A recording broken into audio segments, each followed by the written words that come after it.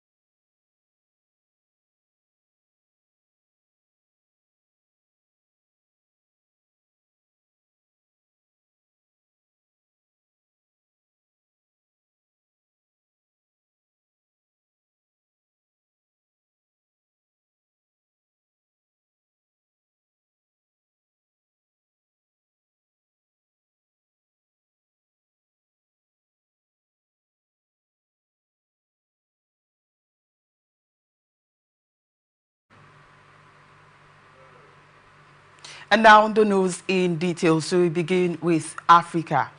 Spokesman for a coalition of Tuareg majority pro-independence groups said airstrikes on a village in northern Mali near the Algerian border on Sunday killed 21 civilians, including 11 children. Their attack on the village of Tinzoutin would mark the largest number of civilians killed by drones since the breakdown of a peace agreement between the country's ruling military junta and armed pro-independence groups in northern Mali last year, according to report. The Strategic Framework for the Defense of the People of Azawad is a coalition of Tuareg majority groups fighting for the independence of northern Mali, which they called Azawad. The strikes on Sunday targeted a pharmacy, then other strikes followed that targeted people gathering in the vicinity of the initial damage. The coalition said in a statement broadcast on national television, Mali's armed forces confirmed the strikes. The General Staff of the Armed Forces confirms airstrikes in the Tinzoutin sector on the morning of August 25, 2024, acknowledging that the precision strikes targeted terrorists. The strikes comes a few weeks after the Malian army and mercenaries from the Russia-based Wagner group were defeated by Tuareg rebels and fighters from the Jamaat Nusrat al-Islam wal Sulmin, an Al-Qaeda-linked group. Civilians are among the dozens of people killed in an attack by militants in Burkina Faso, local and security sources told newsmen on Sunday.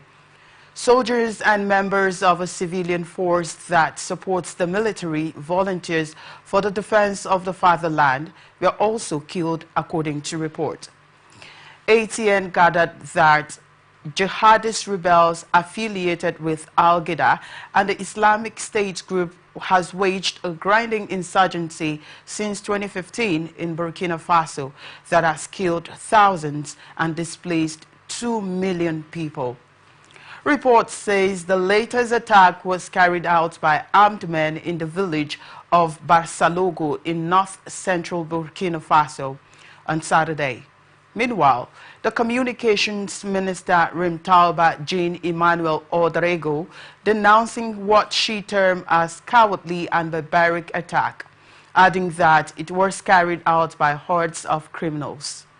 Odrego said on national television that the assailants targeted women, children, elderly men, making no distinction. A local resident told newsmen by phone that the assault happened around 9 a.m. on Saturday when terrorist groups attacked the village, killing numerous civilians and security personnel. Also, a security source who asked not to be named said that there were several dozen dead, including civilians and security forces. ATN learned that more than 100 wounded people were taken to the city's largest medical center. According to a hospital source in Kaya, most of the numerous wounded were taken to a hospital in the regional capital of Kaya, some 45 kilometers away. The source added that, however, no one has yet claimed responsibility for the attack. Russia unleashes a massive drone and missile attack on Ukraine. At least 3 people are killed. ATN gathered that Russia has unleashed a massive drone and missile barrage throughout Ukraine on Monday, targeting energy infrastructure.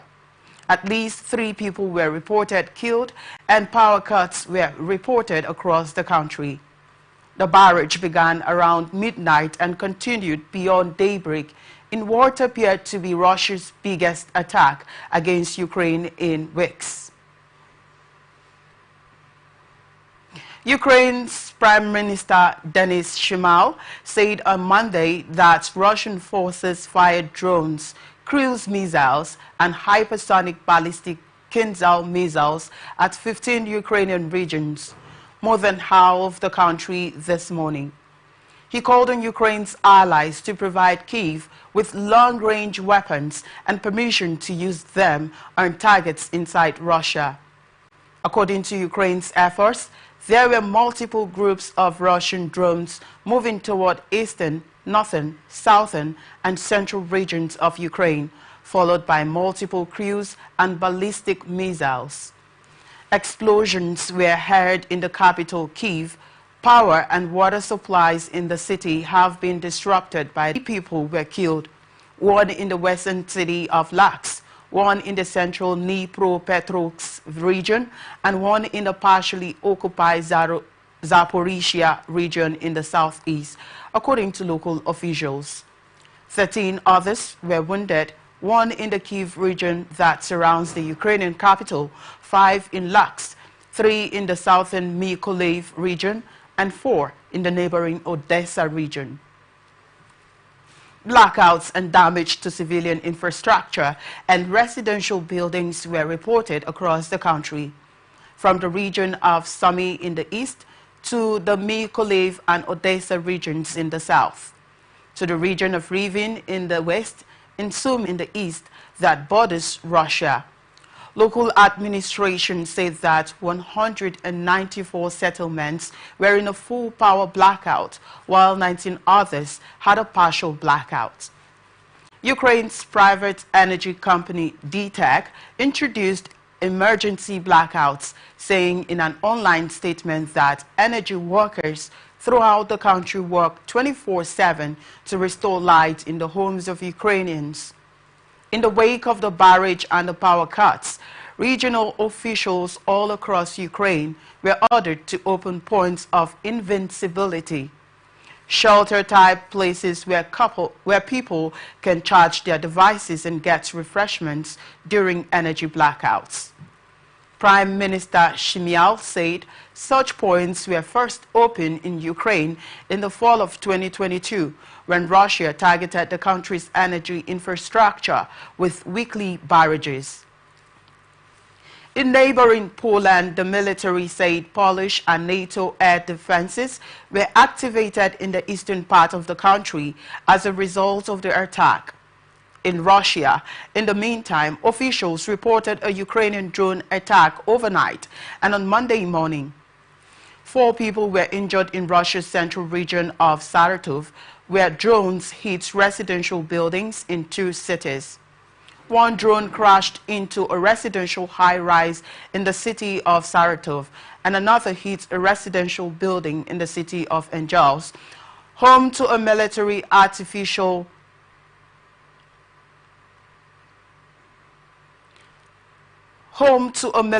airfield that had been attacked before, local officials said.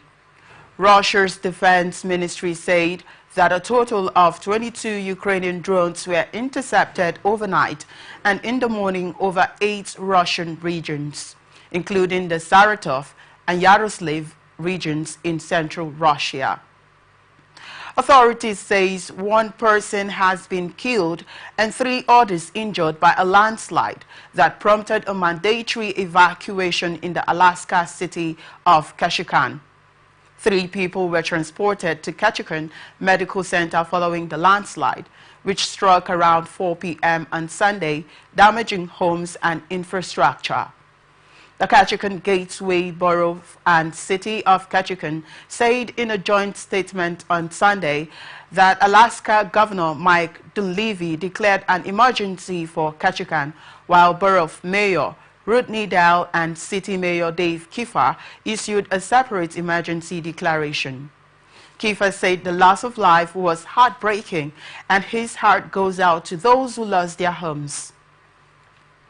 ATN learned that 2 of the victims were admitted to the hospital and 1 was treated and released. All other individuals have been accounted for. Borough and City said multiple homes were impacted by the landslide and a mandatory evacuation was ordered for residents of 3rd Avenue and nearby streets, while a shelter was set up at Ketchikan High School, adding that a potential secondary landslide area was identified to the south of the original slide location and crews were standing by. Borough and City said that power was restored to some affected areas by 8:15 p.m. and other areas will remain without power while the landslide is cleared and broken power poles are replaced. Various local and state agencies responded to the landslide in the southeastern Alaska city, located about 297 miles south of Juneau, the state capital. A Department of Homeland Security and Emergency Management response specialist and Federal Department of Transportation personnel are expected to travel to Ketchikan on Monday, Dunleavy said.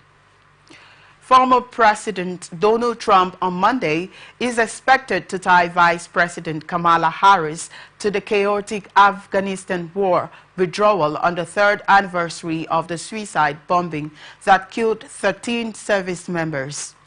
Trump, the Republican presidential nominee, is expected to visit Arlington National Cemetery to pay his respect to the service members killed in the bombing outside the Kabul airport.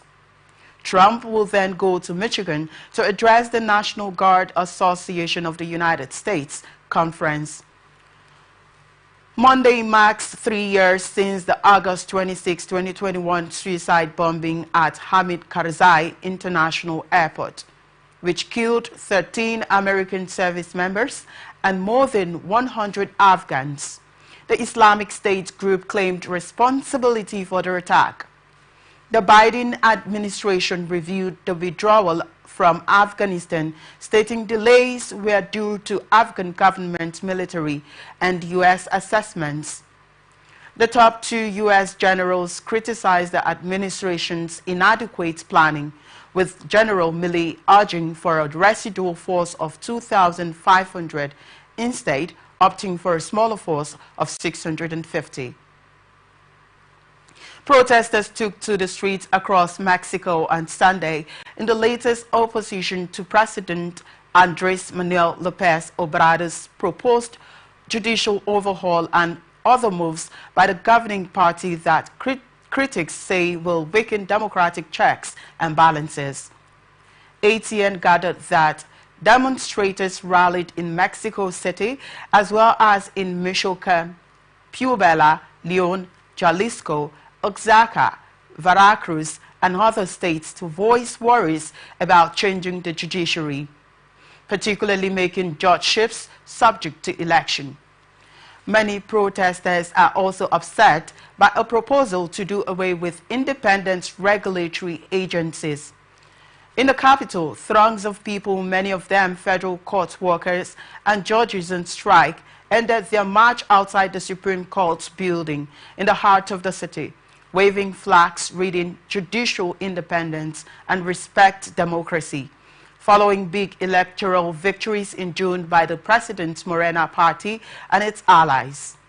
The government has pushed for sweeping changes to Mexico's judicial system, long at odds with López Obrador, a populist who has openly attacked judges and ignored court orders.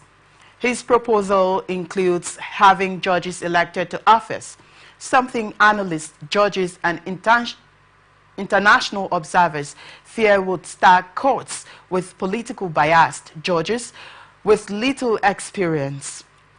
The proposed changes would require approval by Mexico's Congress, where the governing wildfires in Brazil's southern São Paulo state have killed at least 2 people. At least 36 cities have been put on high alert.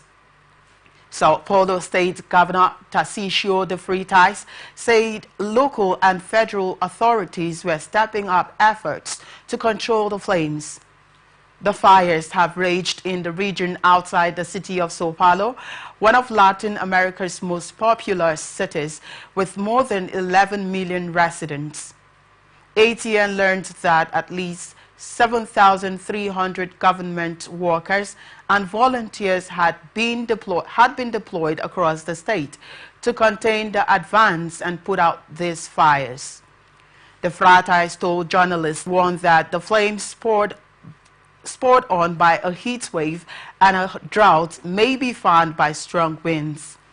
While the city largely hasn't been affected by the fires, videos on social media show the skies of rural areas filled with smoke and burning trees along the highway.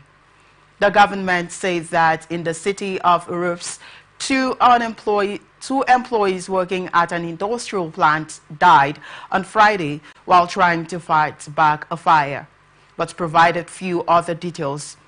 The region has been plagued with the worst wildfires in decades, according to local news organization Folha de Polo, which counted 4,973 fires in the region just this year. Economists suggesting a ceasefire as the best way to stop the damage. The war has inflicted a far heavier toll on Gaza's already broken economy, displacing 90% of the population and leaving the vast majority of the workforce unemployed.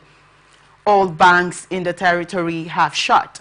The fighting has killed more than 40,000 people, according to Palestinian health officials in the Hamas-run territory. The account does not distinguish between civilians and combatants. The ongoing conflict in Gaza and Hezbollah attacks in Lebanon has caused significant damage and displacement, affecting the Israeli economy.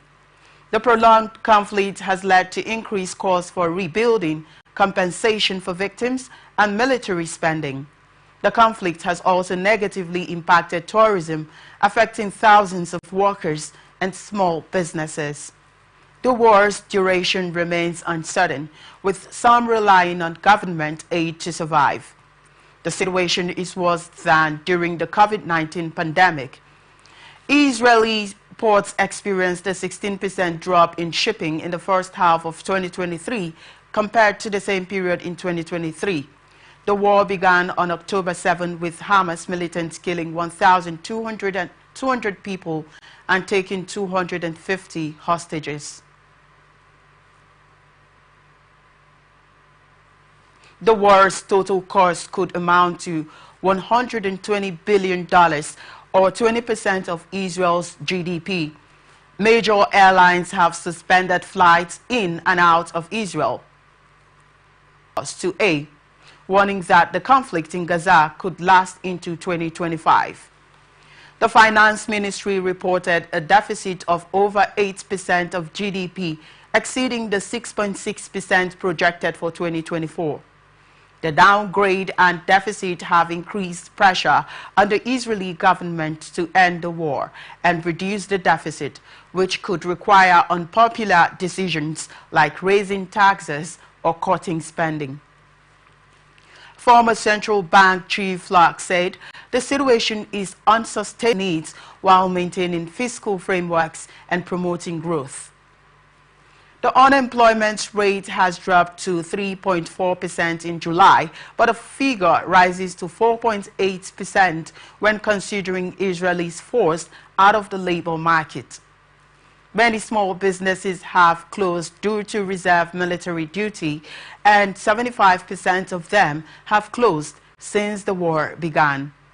Shainin believes ending the war is the best way to help the economy bounce back.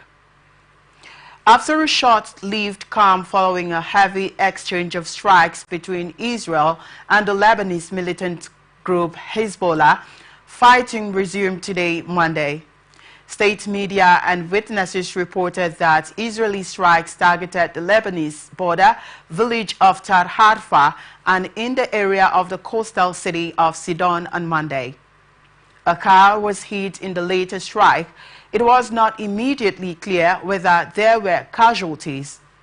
On Sunday, Israel launched dozens of strikes in southern Lebanon that it's described as a preemptive operation, saying it had averted a major attack planned by Hezbollah in retaliation for the killing of one of its top commanders, Fouad Shakar, in an Israeli strike in Beirut last month. Shortly afterward, Hezbollah launched a barrage of hundreds of drones and rockets, which it said was in retaliation for the killing of Shakar. Hezbollah leader Hassan Nasrallah claimed drones had hit an Israeli military intelligence site near Tel Aviv. Israel said no military target was hit, neither offered evidence. Hezbollah declared its retaliatory operation was over and neither side launched strikes overnight. Iran's foreign minister again has referenced his country's planned retaliation over the assassination of Hamas leader Ismail Haniyeh in Tehran. Abbas Araghchi said late on Sunday that he made the remark in a conversation with Italy's foreign minister Antonio Tajani by telephone. Araghchi wrote on the social platform X that Iran's reaction to Israeli terrorist attack in Tehran is definitive and will be measured and will calculate. In his words, he says they do not fear escalation, yet do not seek it, unlike Israel. From Tajani's side, he said he called for restraint and to pursue a constructive approach in order to stop the cycle of military actions in the region, which only risks bringing more suffering, adding that it is important that Iran exercises moderation towards Hezbollah in order to avert an escalation on the Lebanese-Israeli border, where Italian soldiers of the UNIFIL contingent are operating, and towards the Houthis in order to avoid an increased tensions in the Red Sea area, where Italy plays a leading role in the European Union's peace mission. The call came after Israel and the Lebanese militant group Hezbollah, long backed by Iran, traded heavy fire early on Sunday, but backed off from sparking a widely feared all-out war. You're watching the international news on Atlantic Television Network. We'll be back after this short break.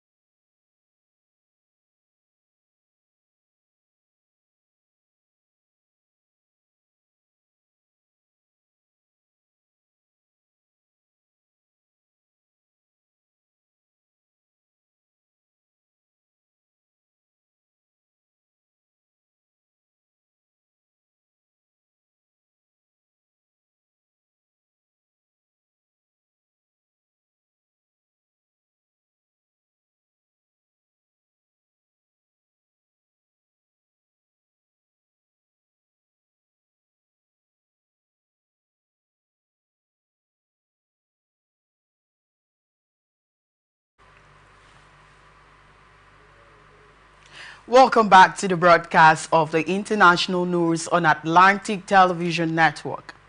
We are open for advert placements, bookings, and commercials. And you can connect with us and watch us on ATN socials. Facebook and YouTube is Atlantic Television Network. Instagram and TikTok, Atlantic TV Network 1. X, formerly Twitter, Atlantic TV Net. Watch us live on our website, atlantic.tv. Now on to the rest of our stories. China's most decorated swimmer has made a winning return to the pool after serving a controversial 4-year drugs ban. Sun Yang won gold in the men's 400 meters freestyle at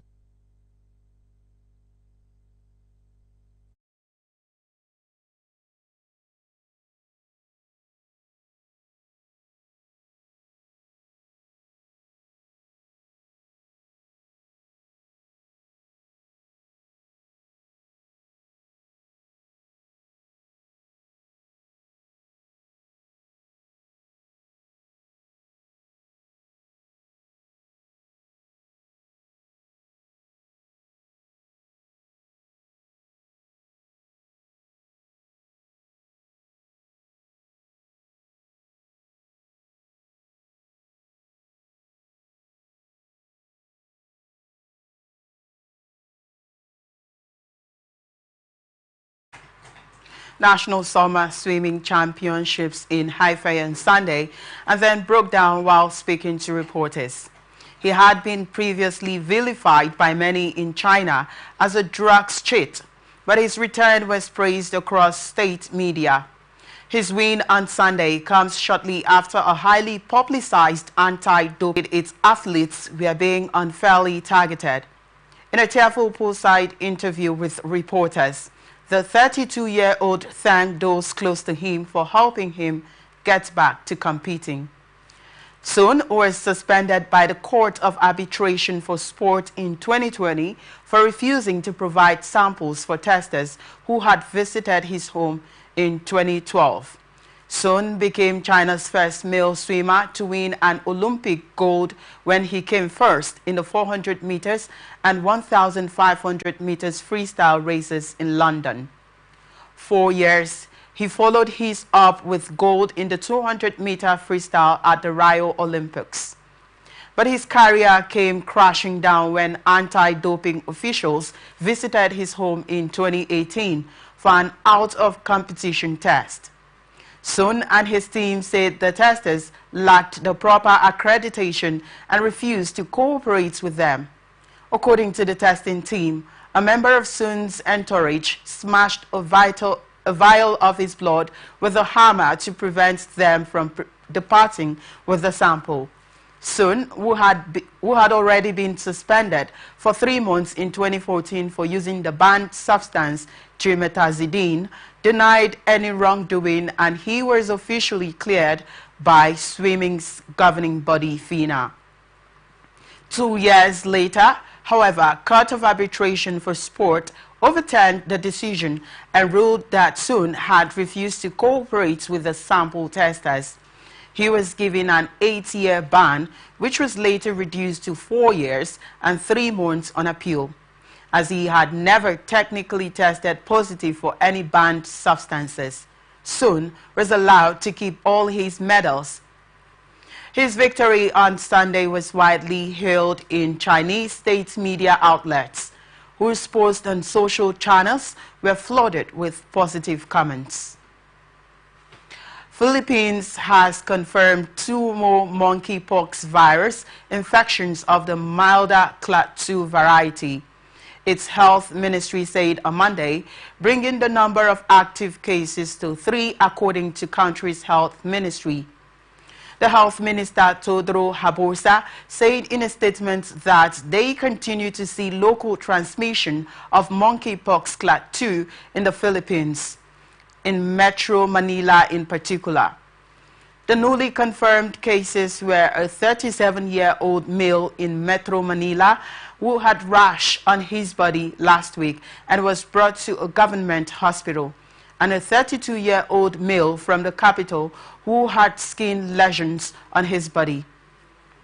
The Philippines announced last week it had detected a case of the monkeypox virus milder variant in a 33-year-old male who had no travel history outside the Philippines.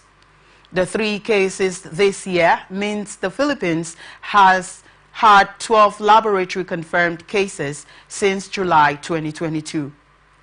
World Health Organization earlier this month declared monkeypox a global public health emergency, its highest form of alert for the 2nd time in 2 years, because of an outbreak in the Democratic Republic of Congo that had spread to neighboring countries. A new form of the virus had triggered global concern as it seems to spread easily, though routine close contact. The disease caused by the monkeypox virus leads to flu-like symptoms and pus-filled lesions. It is usually mild but can kill, with children, pregnant women, and people with weakened immune system, such as those with HIV, all at higher risks of complications. Flight operations at Russia's Saratov Regional Airport resumed on Monday following the lifting of restrictions imposed after Ukrainian drone attack caused damage to residential areas, injuring a local woman. According to Russian officials and news agencies, the curbs were removed at approximately 9:30 a.m. local time. The initial restrictions were enforced after debris from drones intercepted by Russia's air defense system fell onto a residential complex in Saratov. The incident, as reported by news agency, left a woman in various conditions, with doctors currently battling to save her life. According to Saratov's regional governor, Roman Basogin, who shared updates on the Telegram messaging platform.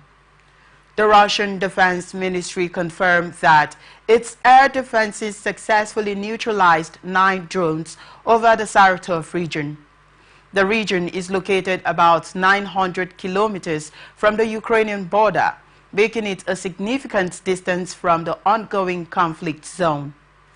The situation in Saratov and the nearby city of Angels, which is home to strategic Russian military base, prompted emergency services to deploy across the affected areas. ATN learned that this military base in Angels has been the target of multiple Ukrainian attacks since the beginning of the conflict in February 2022. However, there has been no immediate information regarding any damage to the base itself following this latest incident. Visual footage shared by the Russian news channel on Telegram depicted damage to a high-rise residential building in Saratov, with several windows shattered across 3 floors. Additionally, in Angels, the top floor of another residential building was reportedly damaged. As of now, the extent of the Ukrainian drone attack on the Saratov region remains unclear. and no official statements have been made by Ukrainian authorities regarding the incident. Both Russia and Ukraine have consistently denied targeting civilians in the military operations, asserting that their attacks focus on key infrastructure crucial to the war effort. Former England manager Sven-Göran Eriksson has died at the age of 76. Eriksson, the first non-British manager of the England team, led the Three Lions to the quarterfinals at 3 major tournaments during his 5-year spell in charge between 2001 and 2006. In January, Eriksson said he had at best a year to live after being diagnosed with cancer. His family said on Monday that Sven-Göran Eriksson has passed away. After a long illness, Sven-Göran Eriksson died during the morning at home surrounded by family. The Swede managed 12 clubs, including Manchester City, Leicester, Roma and Lazio, winning 18 trophies. Eriksson also had spells in charge of Mexico, Ivory Coast and the Philippines. After retiring as a player at the age of 27, Eriksson began his managerial career with Degerfors in 1977 before joining fellow Swedish side, Gothenburg, where he won the Swedish title, 2 Swedish Cups and the 1982 UEFA Cup. He then went on to enjoy 2 spells with Portuguese giants Benfica, as well as managing Italian sides Roma, Fiorentina, Sampdoria and Lazio, where he won 7 trophies, including the Serie A title, 2 Italian Cups and the European Cup Winners' Cup. Following his diagnosis, Eriksson spent the year visiting some of his former clubs, including Lazio and Sampdoria. In March, the Swede, a lifelong Liverpool fan, helped lead a Liverpool Legends team which beat an Ajax Legends side 4-2 at Anfield. He shared a poignant message at the end of his new documentary film, Sven, which was released earlier this month. Eriksson resigned as Lazio manager in January 2001 to succeed Kevin Keegan as England boss. He revived a flagging 2002 World Cup qualifying campaign to secure their place at a tournament in Japan and South Korea, including a stunning 5-1 victory over Germany in Munich. 2 people have been taken to hospital after a fire at a building partly used as a block of flats in Dagenham, East London. Over 100 residents were moved to safety after the building in Freshwater Road, Dagenham, started burning in the early hours of Monday morning. The scaffolding, as well as part of the building up to the 6th floor and the roof, was ablaze. The London Fire Brigade said, adding that the cause of the fire is not yet known. Police says 4 more people have been arrested in connection with the deaths of a mother and her 3 children in a house fire in Bradford. Bryony Garwith, 29 years old, and her 3 children, Dynasty, 9 years old, Oscar, 5 years old, and 22-month-old Aubrey, died after their home on Westbury Road was deliberately set alight on 21st of August. A 25-year-old man was arrested on suspicion of murder and attempted murder in the Cayley area early on Monday. A 54-year-old woman and a 42-year-old man were arrested at the same address on suspicion of assisting an offender. A 44-year-old man was arrested on suspicion of murder and attempted murder after self-incrimination. 2 more men were arrested on Friday, with 1 remaining in custody and the second released without further action. New crime scenes had been set up at 2 addresses in Kegley, on Kensington Street and Alice Street, as investigations continued on Monday. Police said anyone with information is being asked to contact them. Russian-born founder of Telegram, Pavel Durov, who was detained in Paris, has nothing to conceal, and it's unreasonable to hold an owner accountable for the misuse of a messaging and social media platform, Telegram stated in a release. Durov, a 39-year-old billionaire, was taken into custody at Le Bourget airport near Paris shortly after arriving on a private jet from Azerbaijan late Saturday. The arrest of Telegram CEO led to a warning from Moscow to Paris, urging that his rights be respected, and drew criticism from Elon Musk, the owner of X, who claimed that free speech in Europe was under threat. Telegram issued a brief statement after midnight Paris time, which didn't disclose details of the arrest, but affirmed that the Dubai-based company complies with European Union regulations and that its content moderation is within industry standards and continually improving. French and UAE citizen Durov was detained in a preliminary police investigation into alleged crime facilitation on Telegram due to insufficient moderation and lack of law enforcement cooperation. The investigation is led by a cybersecurity gendarmerie unit and France's National Anti-Fraud Police Unit. Telegram, founded by Durov, has significantly influenced in Russia, Ukraine, and other former Soviet republics. Russian entrepreneur Nikolai Durov, known for his libertarian political stance and his inspiration from Steve Jobs, has left Russia to establish his encrypted messaging app. Despite pressure from Russian authorities, Durov believes the app should remain neutral and not become involved in geopolitics. His younger brother developed the encryption. However, Russian lawmaker Maria Butina criticized Durov as a political prisoner. And that's the international news for today. Before we go, another look at the major stories.